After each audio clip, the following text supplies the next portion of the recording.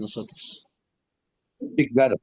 Padre bueno y santo, recibe de nosotros, Señor, todo honor y toda honra, Señor. En este momento, Señor, nos ponemos en tus manos, Señor. Tú que eres nuestro sanador y nuestro salvador, Señor, te pedimos, Señor, por todas esas peticiones que se han exclamado, Señor, y por todas aquellas, Señor, que no se han exclamado, pero que tú las conoces, Señor. Particularmente pedimos por salud, Señor.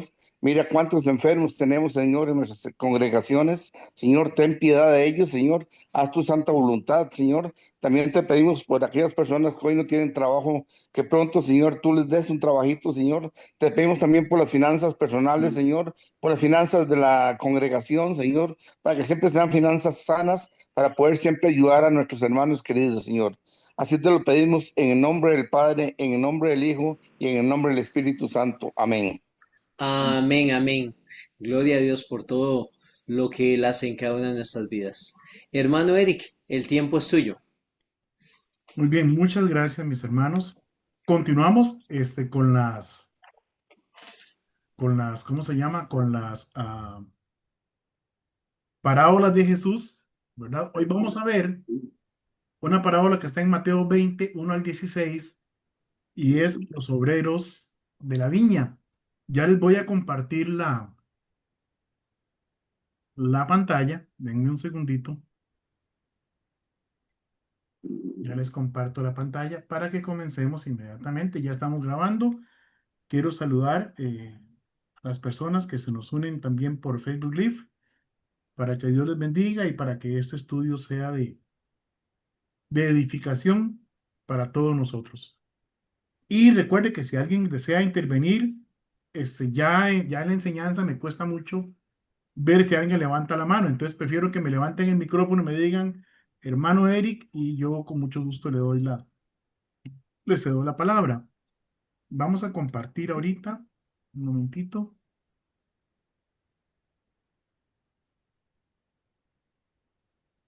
Me imagino que ya ahí están viendo la presentación. Listo, ahí lo estamos viendo.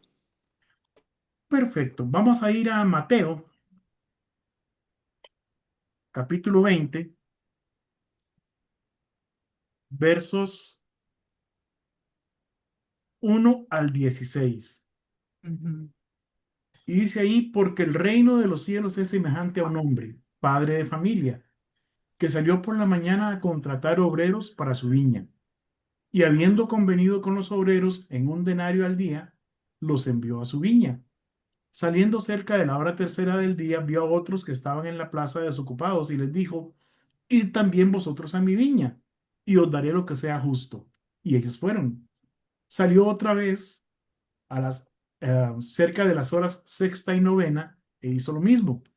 Y saliendo cerca de la hora undécima, halló a otros que estaban desocupados y les dijo, ¿por qué estáis ahí todo el día desocupados?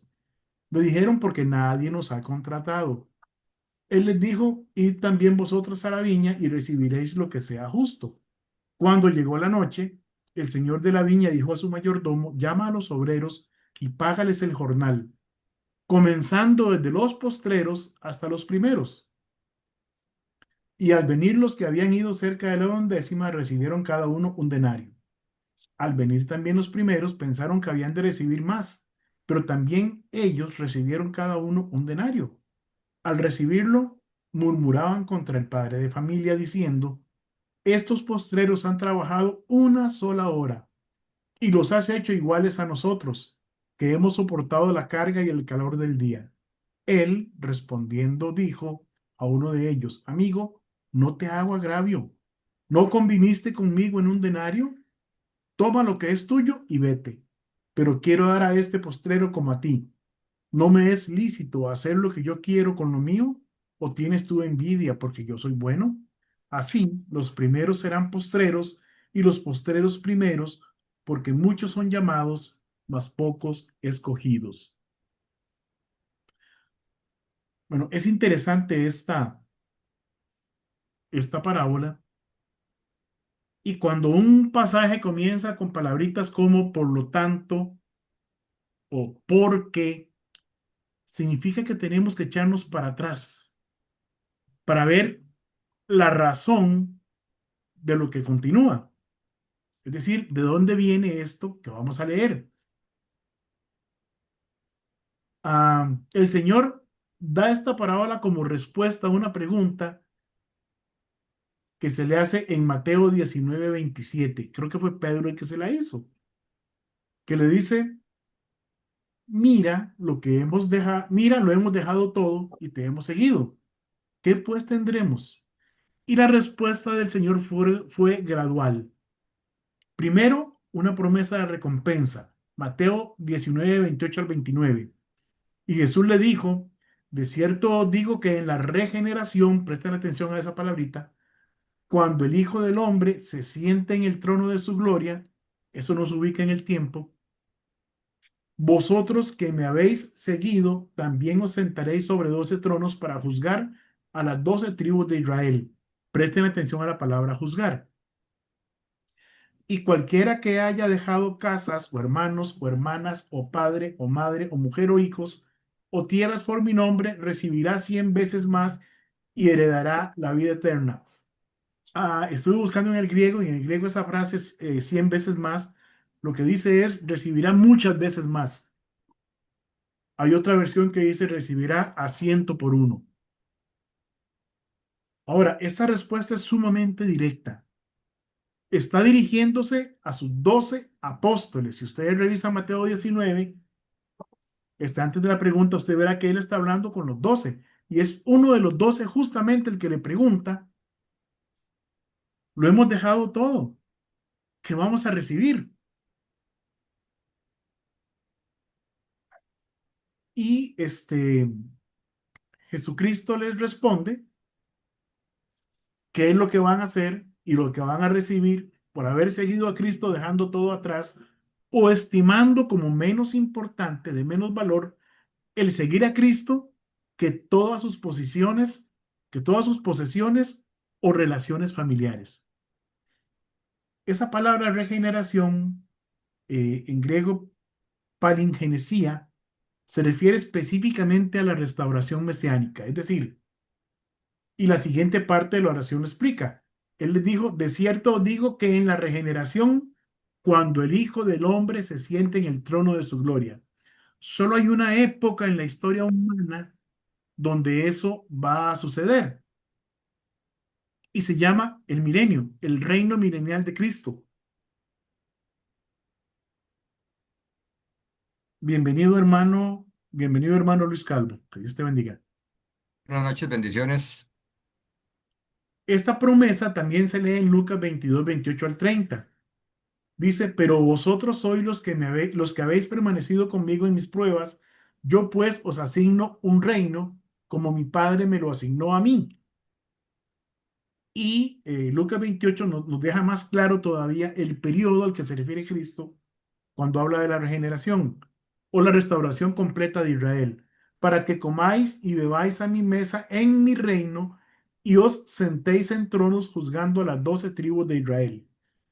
Entonces Jesús promete a sus discípulos que en la regeneración, cuando Él se siente en su trono glorioso, ellos se sentarán en 12 tronos para juzgar a las 12 tribus de Israel.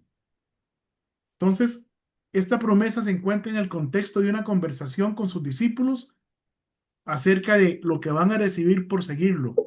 Específicamente, después de que Pedro le pregunta qué obtendrán a cambio. ¿A cambio de qué? A cambio de dejarlo todo y seguir a Jesús. Jesús declara en la regeneración, cuando Él venga en gloria, los apóstoles se sentarán en 12 tronos para juzgar a las tribus de Israel. Ahora, esa declaración de juzgar a las 12 tribus de Israel no se refiere a juicios como lo entendemos en el término legal, sino más bien a gobierno. Es decir, cada apóstol estará gobernando, juzgando sobre una tribu de Israel. La Biblia no dice cuál apóstol va a juzgar, va a gobernar cuál tribu. Así que ni preguntemos, ¿verdad? Eso no lo dice, pero solamente dice esto. Ellos estarán colaborando con Cristo en la administración de justicia o bien cada uno gobernando a una tribu de Israel. La referencia a 12 tronos y 12 tribus sugiere una conexión con los 12 patriarcas originales, de Israel y sus descendientes, simbolizando la restauración completa de la nación de Israel, que como hemos visto en otros estudios, esto ocurre cuando Él llame a las tribus perdidas desde todos los rincones de la tierra y los reúna justamente ahí en Israel. Entonces, eso ocurre precisamente después de la gran tribulación, cuando Cristo desciende con sus santos, destruye a sus enemigos e instaura su reino aquí en la tierra. ¿Vamos bien hasta aquí? Ok. Segundo, hace una advertencia de que la manera de Dios para distribuir las recompensas no es necesariamente la manera de los hombres. Muchos que son primeros serán últimos y muchos que son últimos serán primeros. Dice Mateo 19:30. Pero muchos primeros serán postreros y postreros serán primeros. La misma frase prácticamente con la que termina la parábola que estamos estudiando hoy. Entonces, para dejar claro el concepto, les relata la parábola de los obreros de la viña, donde un hombre salió de madrugada con el propósito de contratar obreros para su viña. Y en Mateo 22 dice, y habiendo convenido con los obreros en un denario al día, los envió a su viña. Estos trabajadores contratados al inicio de la jornada laboral, estamos hablando 6 de la mañana, acordaban trabajar por un denario al día 12 horas, porque era de 6 de la mañana a 6 de la tarde.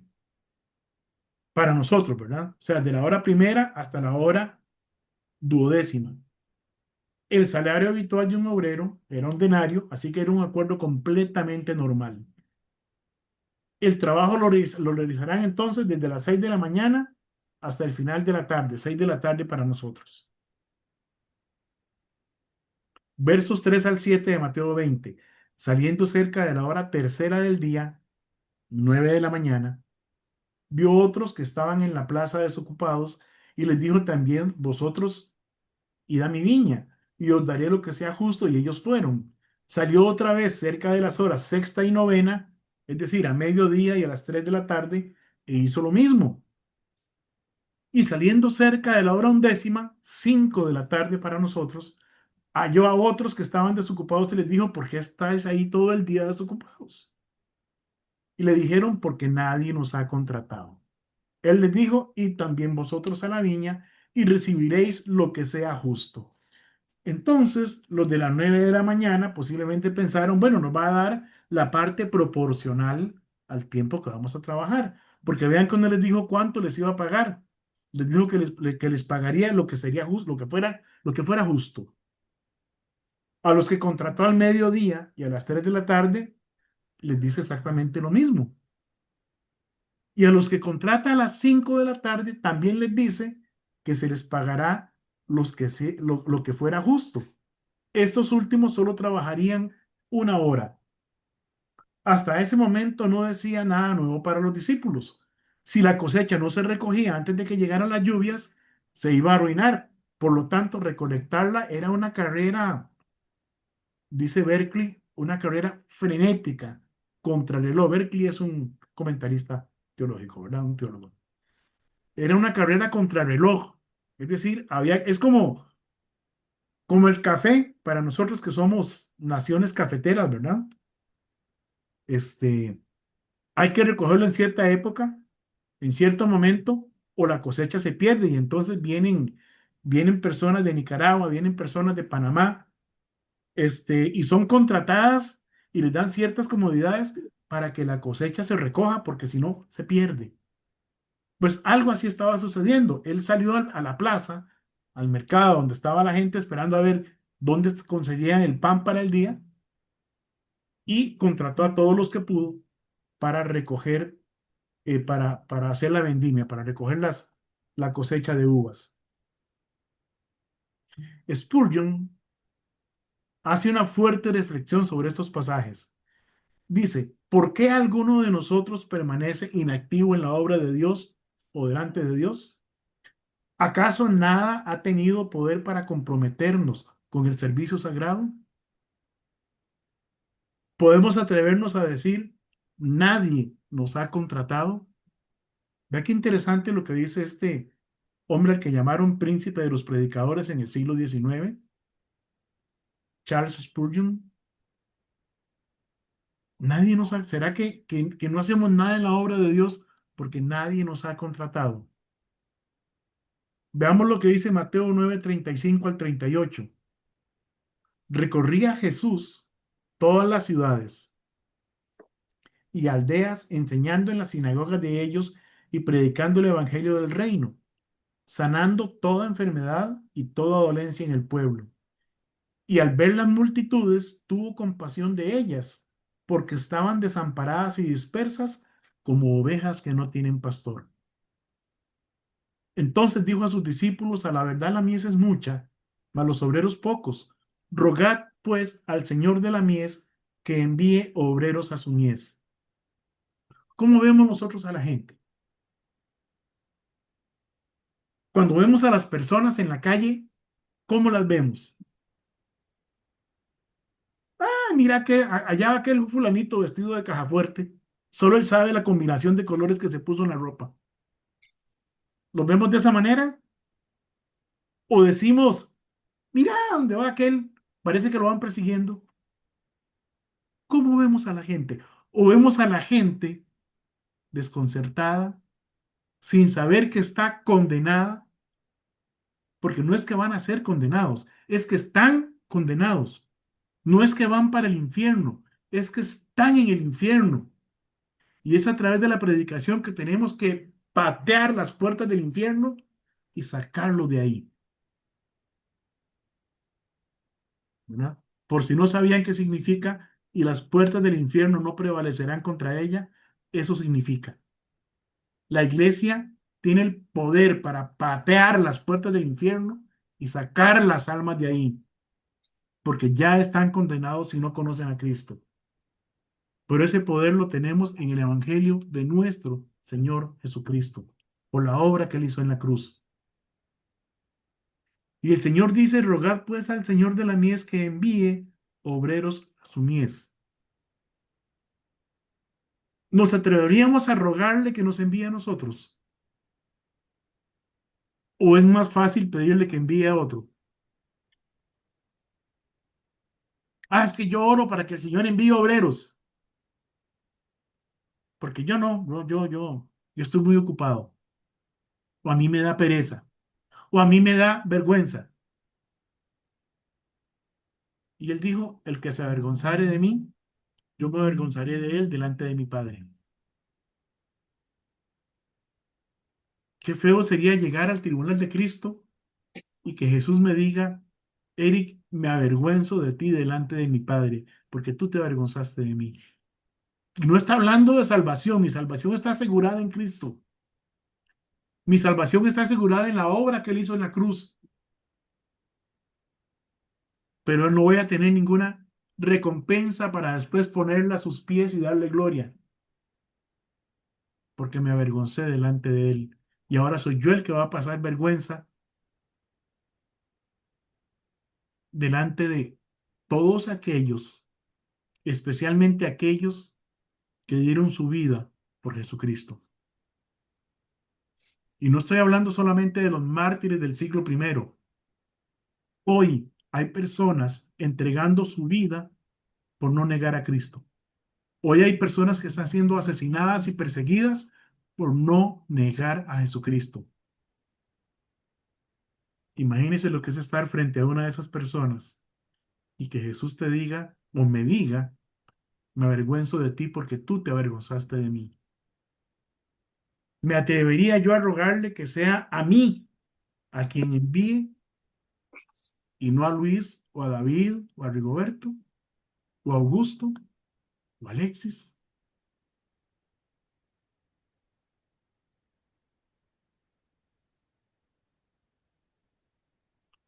¿Soy capaz de ver las multitudes con los ojos de Jesús? Si Jesucristo vive en mí, ¿puedo ver las multitudes con sus ojos como ovejas que no tienen pastor?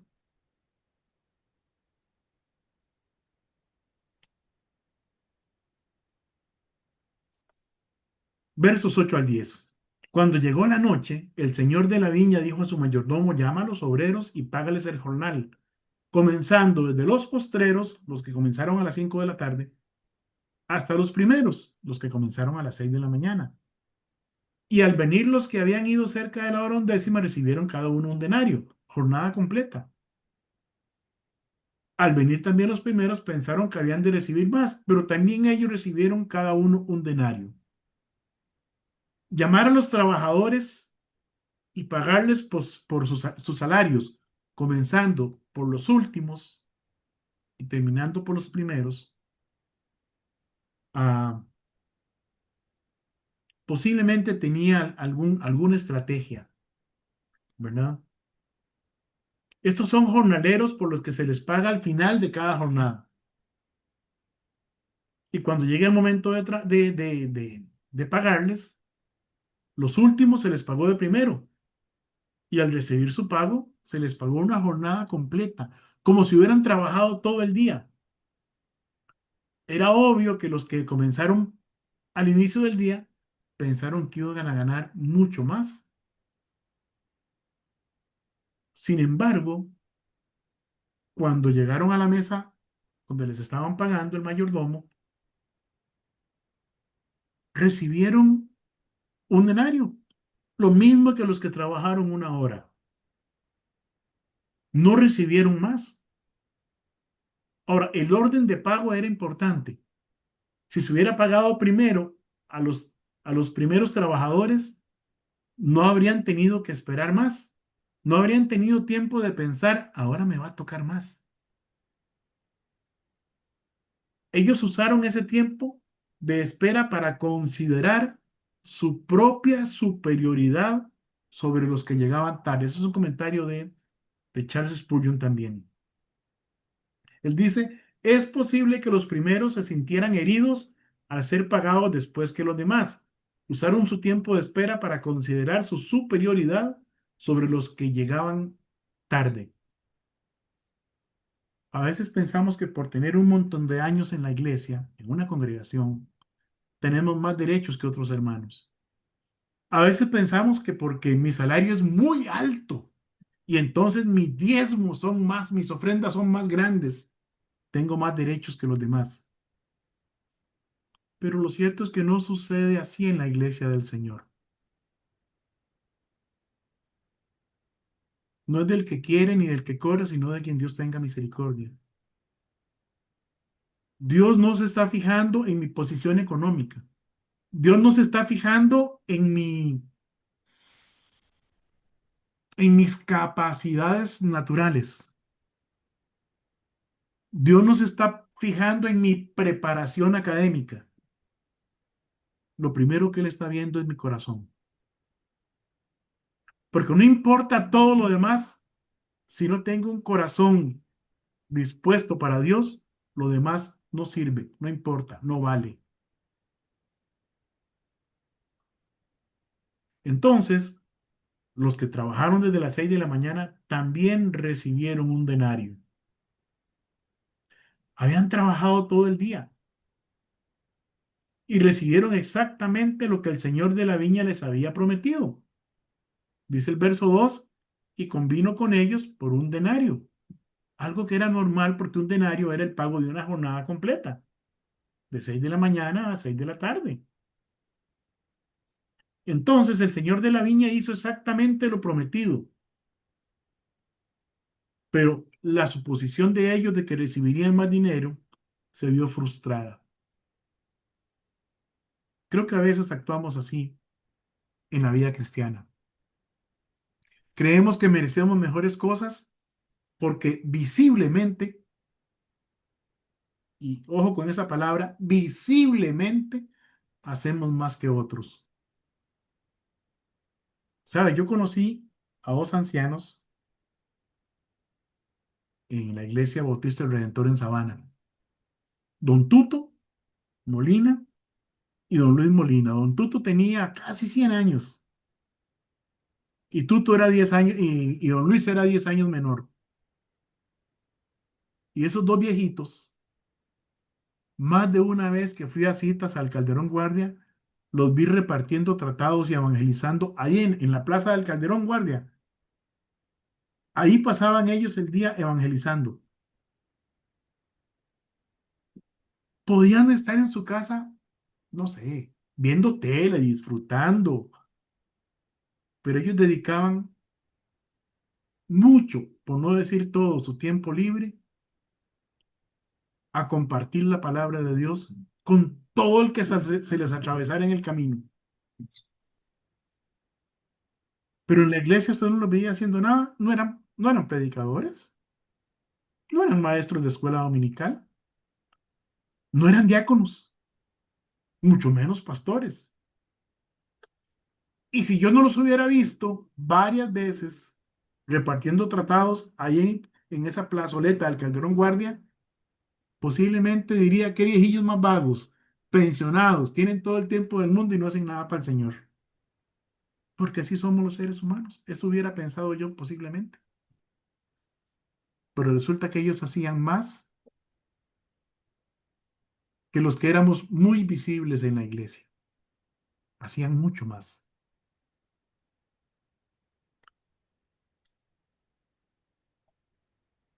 Pero nadie se lo reconocía.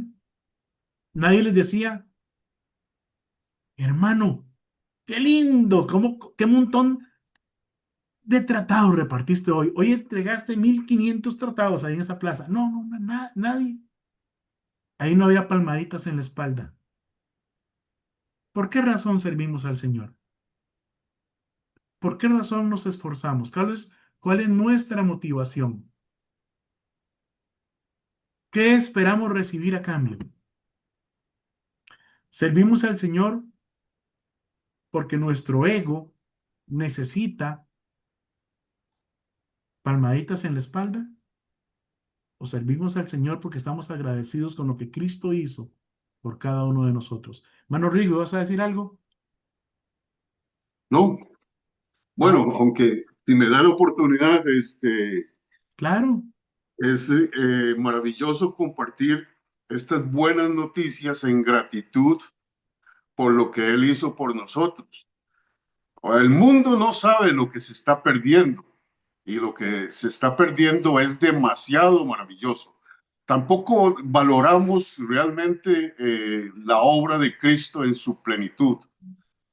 Es algo maravilloso. Si la gente supiera la bendición o lo que ahí sucedió en esa Pascua en favor de nosotros, ser justificados gratuitamente y haber derramado su sangre y habernos comprado a precio de sangre, como dice el apóstol Pablo, nos compró con su sangre, no porque lo mereciéramos, sino por su amor. Su amor es demasiado maravilloso. Eso Amén. es lo que me compunge cada día, que veo la obra de Cristo en nosotros, sin merecerlo. Lo que merecíamos era el infierno, pero ahora tenemos este regalo maravilloso de compartir las buenas nuevas de salvación con otro que está perdido.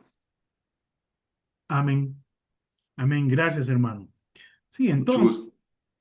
entonces, la forma en que Dios recompensa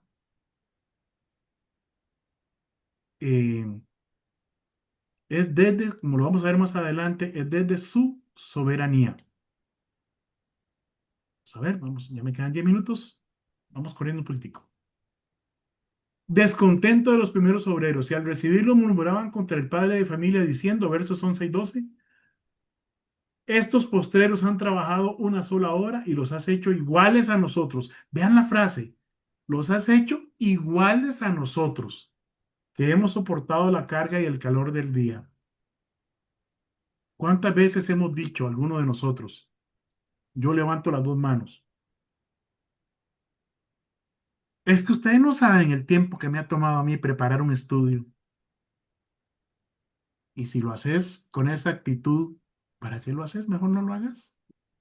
Los hermanos no te están preguntando cuánto tiempo gastaste en preparar el estudio. Es que ustedes no saben la soleada que me pegué el sábado porque fui a evangelizar. Hermano, nadie te está preguntando.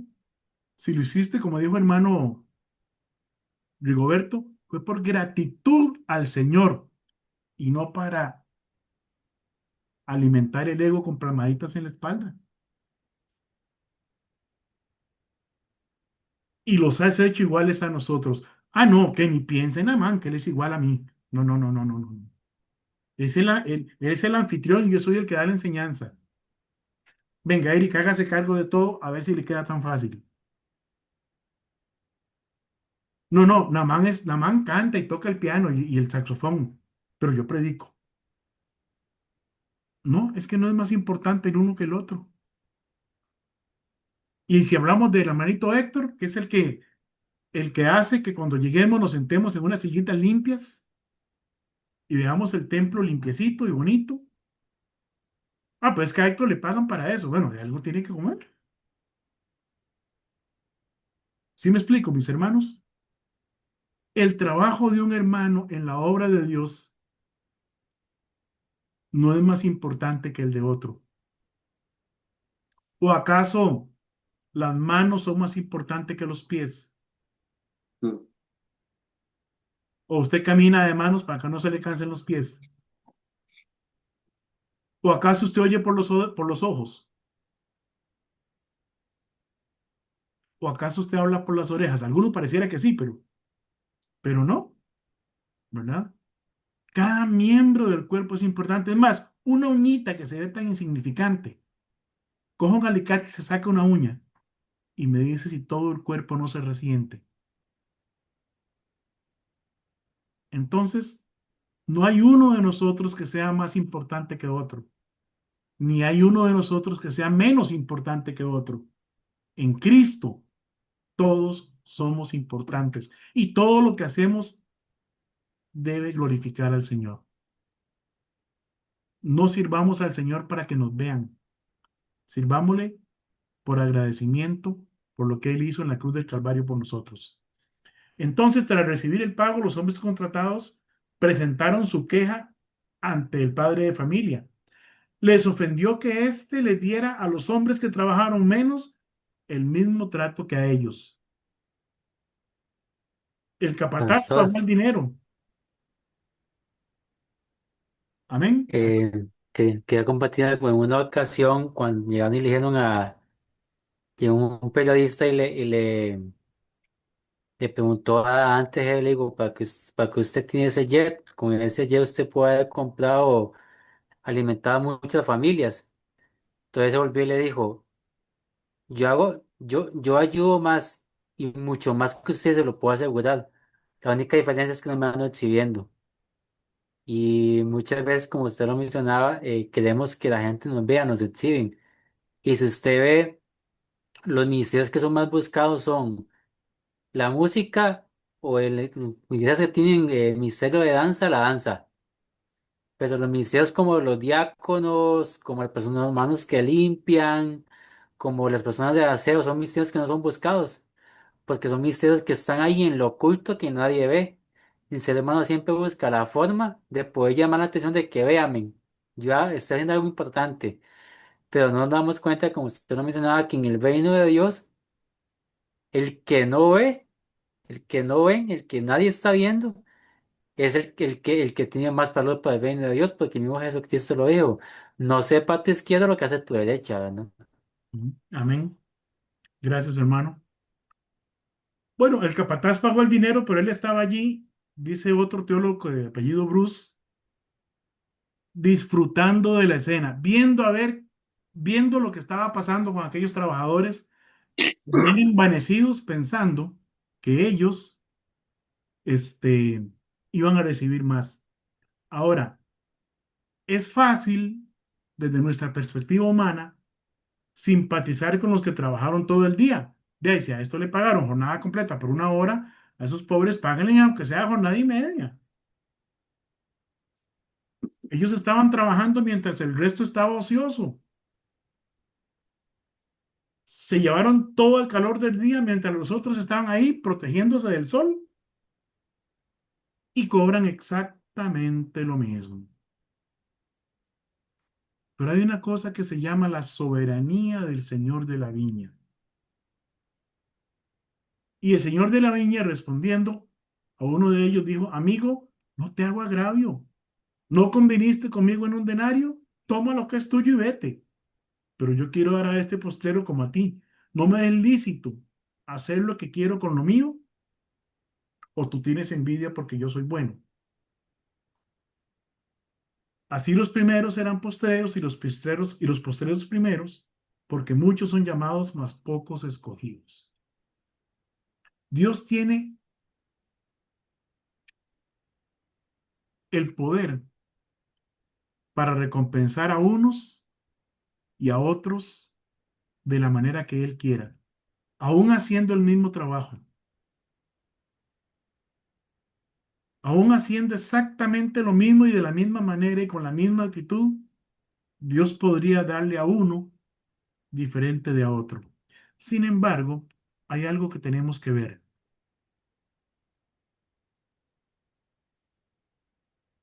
En esta parábola, Dios es representado por el dueño de la viña, el que contrata trabajadores a diferentes horas del día y a todos les paga el mismo salario al final del día, incluso los que trabajaron solo una hora. Eso provocó quejas. Por supuesto, yo me hubiera quejado, ¿verdad? Sin embargo, el dueño de la viña responde, no me es lícito hacer lo que yo quiero con lo mío, o tienes tu envidia porque yo soy bueno. Y esto subraya la idea de que Dios, como dueño de la viña, tiene la libertad de actuar con gracia y misericordia como mejor le parezca. La parábola enseña que la salvación y las bendiciones de Dios no se ganan por mérito propio, sino que son un regalo de su gracia soberana. Así como el dueño de la viña no está obligado a recompensar a todos por igual, Dios no está obligado a dar la misma gracia a todos de la misma manera, pero su gracia es abundante y está disponible para todos los que lo buscan. La parábola también puede interpretarse como una invitación a ser humildes y a reconocer todas las bendiciones que provienen de Dios.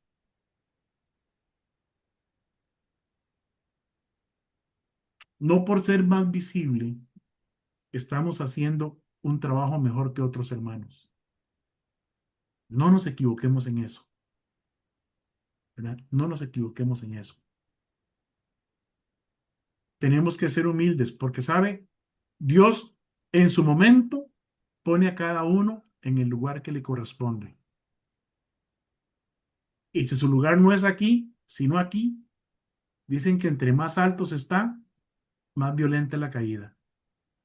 Entonces mantengamos los pies en la tierra y humillémonos bajo la poderosa mano de Dios para que sea Él quien nos exalte cuando sea el tiempo. Así los primeros serán postreros y los postreros primeros, porque muchos son llamados y pocos escogidos. Esta parábola ilustra entonces cómo el reino de Dios funciona con una lógica diferente a la del mundo. Enfatiza que la gracia de Dios es inmerecida y que la posición en el reino de Dios no se obtiene por méritos o por tiempo en el servicio, sino por la generosidad y soberanía de Dios. Ahora, con todo lo que expresa el verso 16, eso no es para desanimarnos, sino para que entendamos que Dios tiene el privilegio de recompensarnos como Él quiera, pero que es justo y no nos dejará sin reconocimiento. Vamos a aclarar algo. Dios no necesita que lo adoremos. Sin nuestra adoración, Dios sigue siendo Dios. Dios no necesita que le oremos. Sin nuestras oraciones, Dios sigue siendo Dios. Dios no necesita que le sirvamos. Sin nuestro servicio, Él sigue siendo Dios y su obra se sigue haciendo en la tierra. Porque la voluntad de Dios se hace sí o sí. Y al final siempre se va a cumplir la voluntad de Dios. Pero Dios no es injusto. Dice 1 Corintios 15:58. Así que, hermanos míos amados, estad firmes y constantes creciendo en la obra del Señor siempre, sabiendo que vuestro trabajo en el Señor no es en vano. Hagamos en la obra de Dios todo lo que venga a la mano para hacer, porque el trabajo, lo que hagamos para el Señor, no es en vano. No nos cansemos pues de hacer el bien, porque a su tiempo segaremos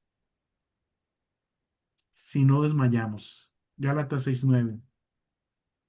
Segunda Timoteo 4:8.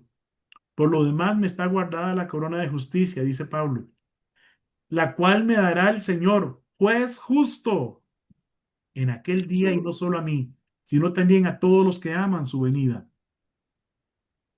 No obstante, es necesario, hermanos, que reconozcamos que que el solo hecho de que Dios nos dé el privilegio, la bendición de pasar la eternidad en su presencia, es suficiente para que decidamos servirle cada momento de nuestra vida por puro agradecimiento. ¿Sabe? Una vez escuché a un maestro de escuela dominical decir, es que a mí de por sí ni me están pagando para hacer esto. Y me dolió, porque vi que esa persona no entendía por qué servimos al Señor. Esa persona se creyó necesaria. ¿Sabe? Y ya ha pasado que yo no estoy un miércoles y el culto ha estado y ha sido de bendición. ¿Sabe qué significa eso? Que yo no soy necesario. Ahora, yo necesito servir al Señor. Yo sí que necesito de Dios, porque yo sin Dios no soy nadie, no soy nada. Pero Él no necesita de mí. Y si este culto continúa y yo no puedo continuar en el culto, pues ahí está hermano Alex, hermano Luis, hermano Rigoberto, hermano Naamán, no sé. O puede venir de repente un hermano. Bueno, ahora tenemos otro pastor con nosotros, hermano David. ¿Qué sabemos, hermanos? Por eso les digo, nosotros no somos necesarios para Dios desde la perspectiva que nosotros creemos. Dios no nos necesita. Dios nos ama. Dios quiere tener una relación con nosotros por el puro afecto de su voluntad, por el amor que nos tiene, pero no porque Él necesite de nosotros para ser Dios. No lo necesita. Si el Señor es número uno en mi vida, seré número uno para Él. Si el Señor es número uno en su vida, usted será número uno para Él. Primera de Samuel 2:30 nos dice, por tanto, Jehová Dios de Israel dice, yo había dicho que tu casa y la casa de tu padre andarían delante de mí perpetuamente, mas ahora ha dicho Jehová, nunca yo tal haga, porque yo honraré a los que me honran, y a los que me desprecian, y los que me desprecian serán tenidos en poco. Dios honra a los que le honran, pero no sirvamos al Señor por buscar honra. Busquemos al Señor para honrarle y darle gloria solamente a Él. Bueno, que Dios me lo bendiga. Vamos a, no es costumbre, vamos a cerrar aquí la transmisión. Quiero saludar a la hermanita Adela Alvarado, a la hermana Griselda Basulto, que también se nos unió hoy, a la hermanita Esperanza Pardo, que los tenemos en el Facebook Live. Que Dios les bendiga, hermanas. Es una bendición contar con su compañía y gracias porque han sido fieles durante muchas semanas a esta enseñanza y ojalá que todos seamos edificados por la palabra de Dios. Vamos a terminar aquí la transmisión en vivo. Que Dios les bendiga. Nos vemos la próxima semana a la misma hora. Amén. Ahora vamos a terminar también con la grabación, ¿verdad? Y un saludo a los hermanos de la iglesia y de otros lugares que luego lo van a ver, sea por Facebook o por YouTube, en las redes de la iglesia. Bendiciones, hermanos.